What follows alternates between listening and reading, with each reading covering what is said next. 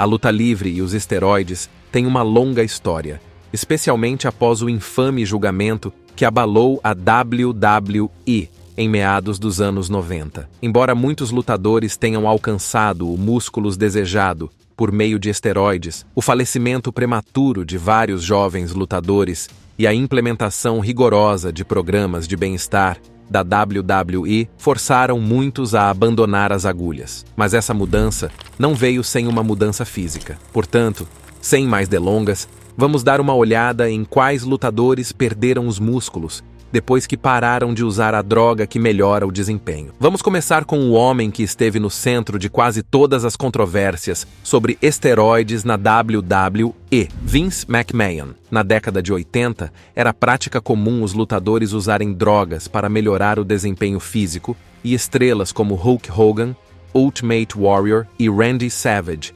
levaram a WWE a novos patamares de popularidade. No entanto, o tiro saiu pela culatra quando uma investigação do governo do Zipo Massiro em 1994 levou Vince McMahon a admitir que havia compartilhado esteroides com Hulk Hogan durante os anos 80. No final, McMahon escapou de todas as acusações, mas as acusações de esteroides nunca saíram de seu lado. Toda vez que Vince entrava no ringue para suas lutas, ele parecia um pouco mais volumoso. Isso não significa que o ex-presidente não passava muito tempo na academia. Ele apareceu na capa da revista Muscle and Fitness em 2006, aos 60 anos, e, em 2015, mostrou um físico ainda melhor aos 69 anos. Mas os últimos anos não foram bons para McMahon, tanto pessoal quanto profissionalmente. Depois de deixar a WWE e ser proibido de entrar na sede da WWE, McMahon foi submetido a uma cirurgia na coluna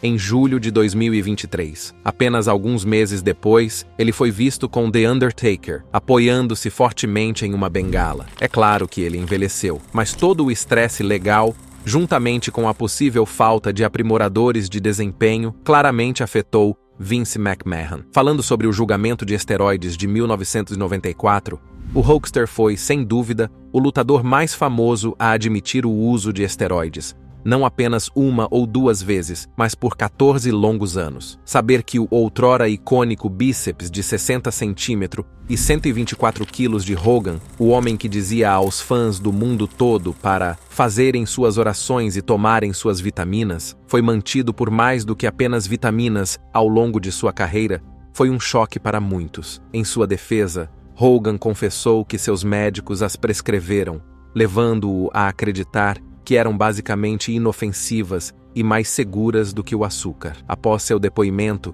e a publicidade negativa em torno do uso de esteroides, Hogan começou a se distanciar da substância que melhora o desempenho. Quando finalmente fez sua estreia na WCW, em 1996, sua estatura sobre-humana havia passado para um físico mais natural, embora ainda musculoso. E sem dúvida, ver o falecimento de tantos jovens lutadores foi um alerta para que um veterano como Hogan se limpasse. Com o passar dos anos, Hogan falou abertamente sobre o impacto que os esteroides causaram em seu corpo. Ele foi submetido a várias cirurgias para tratar de dores crônicas e lesões acumuladas durante sua longa carreira. E agora que ele se afastou completamente dos holofotes, o físico de Hogan está notavelmente desinflado em grande parte. Alguns lutadores sempre serão associados a seus físicos esculpidos em vez de suas carreiras no ringue, e Lex Luger é um deles. Apesar de nunca ter conquistado o campeonato da WWE, o corpo ridiculamente musculoso de Luger, aprimorado com esteroides, que ele apelidou de The Total Package, levou-o ao sucesso no evento principal no final dos anos 80 e início dos anos 90. Em seu auge, ele era uma fera de 130 quilos, encaixando-se perfeitamente na visão de Vince McMahon de um homem grande. Devido ao seu músculos impressionante, Lex Luger teve uma passagem bem-sucedida pelo topo da WCW e da WWE, onde ambas as organizações viram potencial para transformá-lo em uma grande estrela. Como membro dos Four Horsemen, um dos grupos mais respeitados de todos os tempos, Luger também se tornou 2 vezes campeão mundial de pesos pesados da WCW. Mas, como muitos de seus colegas, Luger não alcançou sua estatura crescente sem tomar uma certa agulha. No caso de Luger, ele as descobriu durante sua carreira no futebol, ganhando músculos fora da temporada, e manteve a farsa quando entrou no negócio da luta livre. Em entrevistas,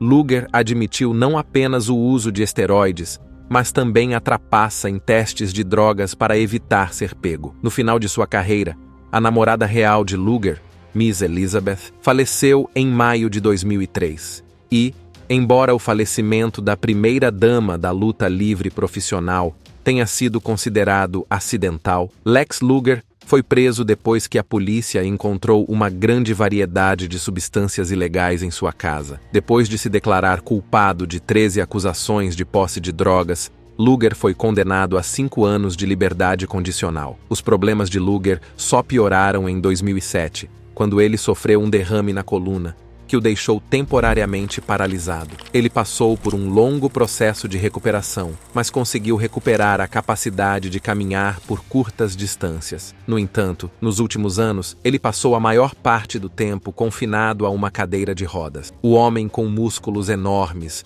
cujo físico maravilhava os fãs de luta livre, agora é uma versão muito magra e frágil de si mesmo. Assim como Lex Luger, o principal argumento de venda de Scott Steiner era seu físico ridículo. Mesmo na terra dos gigantes, Steiner sempre pareceu maior do que a vida. Embora tenha sido inicialmente conhecido como especialista em tag team, juntamente com seu irmão Rick Steiner, Scott Steiner se destacou como astro individual durante o auge da Monday Night Wars na WCW, tornando-se WCW, World Heavyweight Championship, em 2000. Apenas um ano depois, em 2002, Big Poppa Bump fez seu retorno à WWE. E apesar de ser um cara da WCW, os fãs aplaudiram sua chegada e depois de dar um suplex em todos no ringue, ele anunciou que estava de volta à WWE. A essa altura, ele estava na casa dos 40 anos e ainda parecia melhor do que nunca. Como estava em excelente forma física, ele e Triple H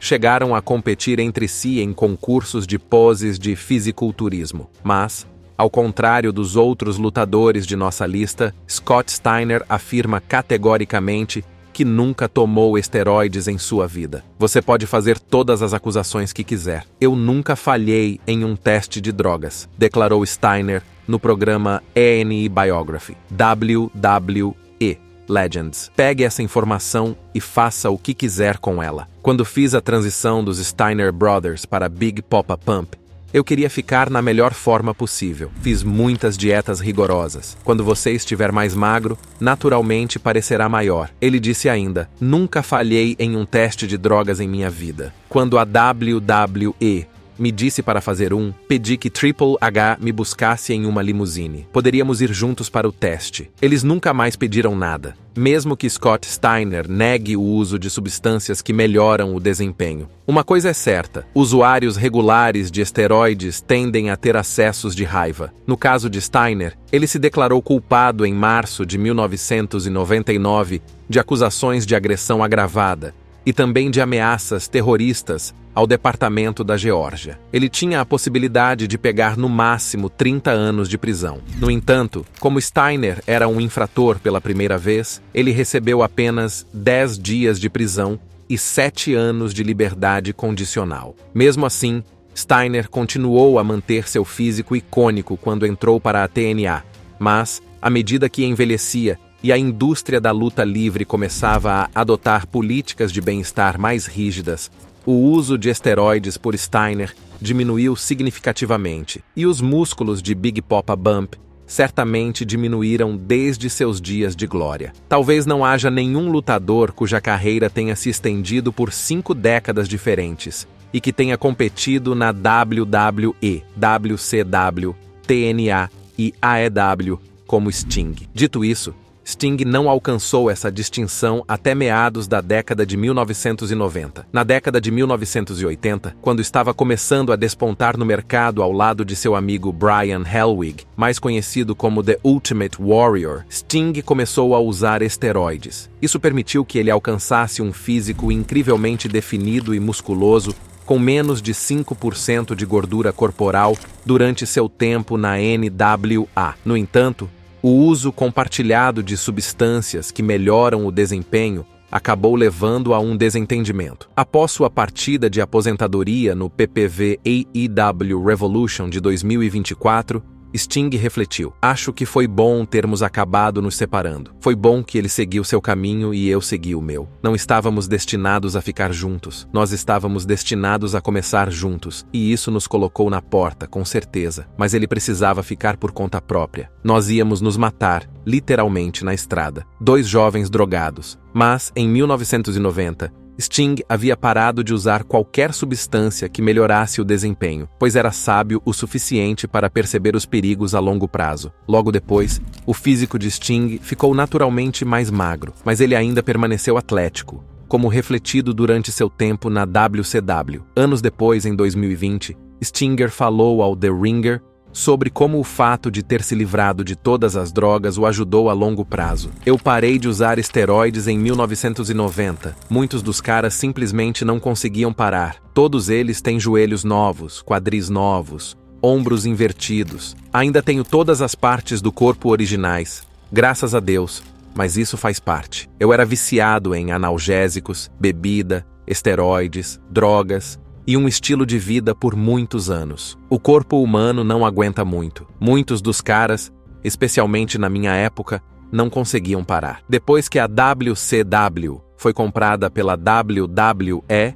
em 2001, Sting optou por não se juntar imediatamente à WWE. Em vez disso, ele trabalhou em várias promoções menores antes de optar por uma grande passagem pela TNA. Em 2014, Sting finalmente fez sua tão esperada estreia na WWE, mas não havia como Vince McMahon permitir que uma estrela da WCW prosperasse em sua empresa. Felizmente, a AEW tratou e usou Sting com a consideração especial que ele merecia. Não se esqueça de que o vigilante estava na casa dos 60 anos e lá conseguiu superar todas as expectativas em relação a ele. Enquanto Sting se tornou um ícone na WCW, seu ex-amigo The Ultimate Warrior conquistou a WWE na década de 1980. Com sua pintura facial vibrante, entrada eletrizante e estilo implacável no ringue, o Ultimate Warrior trazia uma presença física de outro mundo, incomparável a qualquer outra pessoa. Seus músculos protuberantes e seu condicionamento físico robusto lhe davam o poder de dominar os adversários com pura ferocidade. Mas, a essa altura, não deve ser surpresa que The Ultimate Warrior tenha sido um usuário desenfreado de esteroides durante toda a sua carreira. Esse uso de drogas para melhorar o desempenho permitiu que ele mantivesse uma aparência exageradamente musculosa que era fundamental naquela época. No início dos anos 90, sua forte dependência de esteroides criou um atrito significativo entre ele e a WWE. Em 1991, Warrior exigiu salários iguais aos das principais estrelas, como Hulk Hogan, e até ameaçou não comparecer ao SummerSlam se suas exigências não fossem atendidas. Sentindo a pressão, McMahon relutantemente concordou com os termos de Warrior. Entretanto, após a luta de Warrior com Hogan, McMahon o demitiu na hora. Warrior retornou à WWE no ano seguinte, mas foi demitido novamente em meio a alegações de uso de esteroides. Isso foi especialmente prejudicial devido aos notórios testes de esteroides do setor de luta livre na época. Para Warrior, assim como para muitos lutadores, o escândalo dos esteroides de 1994 serviu como um alerta, levando-o a abandonar o uso de esteroides e resultando em uma diminuição perceptível de seu físico, que antes era imponente. Nos anos seguintes à sua aposentadoria da luta livre profissional, ele teve vários problemas de saúde comumente associados ao uso prolongado de esteroides. Na verdade, apenas alguns dias depois de Warrior ser introduzido no Hall of Fame, ele infelizmente faleceu com apenas 54 anos de idade, e o relatório da autópsia indicou que o uso de esteroides no passado havia afetado seu coração. Agora, vamos falar de alguém cujo nome não aparece com frequência em discussões sobre o uso de esteroides na luta livre: William Regal. Regal é frequentemente aclamado como um dos homens mais sábios da luta livre atual. Seu excelente trabalho nos bastidores ajudou a transformar o NXT na marca com as melhores reservas, não apenas na WWE, mas em todo o setor. Mas antes de se tornar uma das figuras de proa dos bastidores do NXT, William Regal admitiu o uso de esteroides em sua autobiografia de 2005, Walking a Golden Mile. Ele teria usado as drogas por mais de 2 anos entre 2004 e 2006. No entanto, ele voltou a ser criticado depois de não passar em um teste de drogas em 2008, apesar de afirmar que não usava drogas há mais de 1 ano. Muitos acreditam que Regal pode ter começado a usar esteroides novamente para deixar seu corpo em forma depois de voltar aos ringues,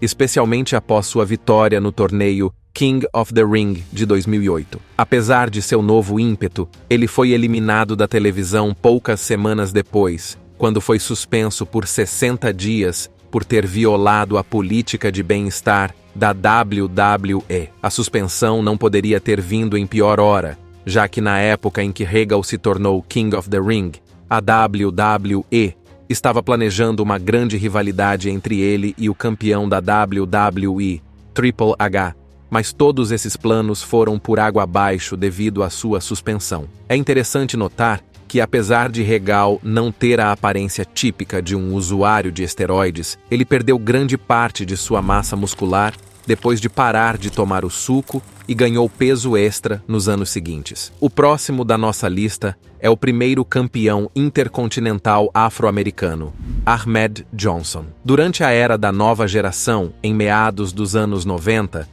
Vince McMahon eliminou as estrelas envelhecidas da década anterior, apresentando aos fãs da WWE uma série de novos rostos. Entre eles estava Ahmed Johnson, que tinha uma presença poderosa no ringue. McMahon esperava que o músculos, a força e a apresentação de Johnson o elevassem a um papel de liderança como um dos rostos da empresa, com a possibilidade de até mesmo vencer o WWE Championship em algum momento. Infelizmente, a carreira de Ahmed Johnson foi prejudicada por lesões e por uma má reputação nos bastidores, o que interrompeu o impulso planejado. Após o fim de sua carreira na WWE, foi revelado que Johnson havia sido um dos muitos artistas que receberam esteroides de prescrições indevidamente distribuídas por um profissional de saúde. Quando deixou de tomar o suco e foi para a WCW, ele começou a ganhar peso e parecia consideravelmente mais inchado quando fez sua estreia na WCW. Como Big T. Johnson, acabou sendo dispensado pela WCW devido a problemas de controle de peso e continuou a ganhar peso a ponto de estar quase irreconhecível hoje. Em 2021, Johnson refletiu sobre o uso de esteroides no passado, declarando: "Se você não sabe o que está fazendo, pode se machucar muito. Era algo que você tinha de fazer, basicamente, se quisesse se manter no topo." Quase todos os rapazes estavam fazendo isso. Eles não vão lhe contar isso. Isso é estranho. Não sei por que eles seriam mais abertos com relação a drogas e álcool. Eu fiz um teste, e foi a única coisa que fiz. Não fiquei em um ciclo completo com eles. Então, meu nível de testosterona e outras coisas, eu fui abençoado. Tudo está bem. A saúde está boa. Vamos passar para o Cerebral Assassin. Não há dúvida alguma de que Triple H tem um dos melhores físicos de todos os tempos. Uma estatura que só pode ser alcançada por meio de inúmeros trabalhos na academia. No entanto, nem mesmo The Game estava imune a acusações de uso de substâncias que melhoram o desempenho, e muitos observaram flutuações em seu corpo ao longo dos anos. Na época de sua estreia, Hunter Hearst Helmsley não tinha nada de especial quando comparado a muitos outros artistas, mas quando Triple H conquistou seu primeiro WWE Championship, ele se tornou um monstro físico absoluto. Durante esse período, Triple H estava conquistando todos os títulos que lhe foram atribuídos e continuou a mostrar um físico impressionante a cada reinado. No entanto, na época em que a WWE implementou estritamente o programa de política de bem-estar após a morte de Eddie Guerrero, muitos lutadores tiveram que parar de usar esteroides, e essa mudança pareceu afetar Triple H também, pois ele parecia um pouco mais rechonchudo do que antes, indicando que ele pode ter tomado o suco em algum momento. Em 2011, Triple H começou a se afastar dos ringues e era visto com mais frequência usando ternos. No entanto, anos mais tarde, quando ganhou seu último campeonato da WWE, em 2016, ele parecia não ter perdido o ritmo no ringue e aparentava estar na melhor forma de sua carreira, ostentando um sólido tanquinho. Embora Triple H nunca tenha admitido o uso de esteroides, o fato de Scott Steiner ter desafiado publicamente a WWE a testar Triple H em busca de drogas sugere que o COO pode ter usado substâncias que melhoram o desempenho em algum momento e aparentemente estava usando e deixando de usar por muitos anos. A essa altura, está claro o quanto os lutadores dos anos 80 priorizavam os músculos e a estatura, ao contrário de muitos que não se esforçavam para ser competidores habilidosos no ringue. The Dynamite Kid era diferente, mas, em sua busca para ser o melhor, Dynamite Kid tentou várias maneiras de melhorar seu corpo e seu desempenho no ringue. Ele era frequentemente conhecido por abusar de esteroides, analgésicos e outras drogas, o que teve um impacto significativo sobre ele, tanto física quanto mentalmente. Após uma lesão nas costas sofrida no ringue no Canadá em 1988, ele precisou remover 2 discos da coluna. Isso o colocou em uma cadeira de rodas por um período de tempo e deixou seu corpo com dores constantes. Apesar dos conselhos dos médicos, Dynamite Kid voltou aos ringues poucos meses após a cirurgia e continuou a abusar de esteroides. Mentalmente, o abuso de drogas levou a relatos de explosões de raiva e comportamento violento. Em 1991, os médicos o alertaram para interromper o uso de esteroides imediatamente, pois seu coração dilatado representava um grave risco à sua vida. No final de sua carreira, Dynamite Kid era claramente uma sombra de seu antigo eu, e não se podia dizer que ele havia perdido sua massa muscular devido a esteroides ou lesões. Em uma entrevista em 2007, Dynamite Kid atribuiu sua paralisia e saúde debilitada a vários fatores, inclusive ao abuso de esteroides. E o último lutador da nossa lista é Kurt Angle. Agora, Kurt Angle é, sem dúvida, um dos maiores lutadores que já pisaram no ringue, graças à sua alta intensidade e habilidades técnicas fenomenais. Antes de se tornar um lutador profissional,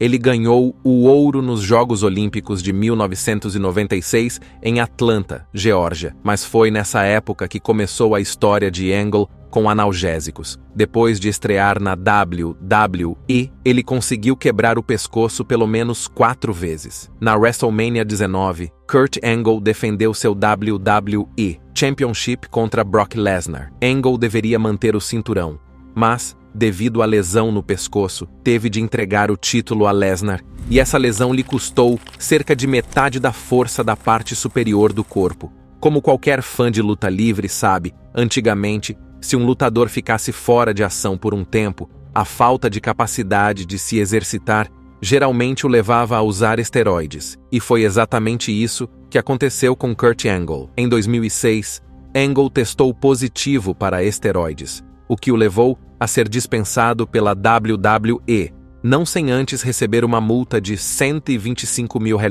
Mais tarde, Angle foi encontrado com HGH após uma parada de veículo e foi preso. Anos depois, em 2009, Angle relembrou em uma entrevista: "Eu já usei esteroides antes? Sim, já usei. Depois que quebrei o pescoço e perdi 3 polegadas em um braço e 21,5 centímetros no outro, devido à perda de circulação. Mas paguei o preço, tanto financeiramente, fui multado em os 125 mil, quanto em termos de reputação", diz ele. "Eu era um atleta puro, um campeão olímpico, e de repente, sou como Kurt Angle, o trapaceiro. Foi muito ruim. Você pode me testar agora mesmo. Eu vou me mostrar limpo. Mas houve uma época em que eu fazia isso." Depois de uma amarga separação da WWE, Kurt Angle assinou com a TNA, que foi onde ele realmente passou a maior parte de sua carreira ativa no ringue. Mas, depois de passar algum tempo na reabilitação e se livrar de todas as agulhas, Angle fez um retorno triunfante à WWE, onde foi introduzido no Hall of Fame e, mais tarde, tornou-se o gerente geral do Raw. E nos anos que antecederam sua última luta na WrestleMania 35, contra Baron Corbin, a aparência física de Angle já não era tão grande como antes. Essa mudança física se deveu em parte ao processo natural de envelhecimento e em parte à sua decisão de parar de usar substâncias que melhoram o desempenho. O que você achou do vídeo de hoje? Deixe-nos saber sua opinião na seção de comentários. E antes de ir embora, não se esqueça de curtir este vídeo e se inscrever no Ring Rivals para não perder os próximos.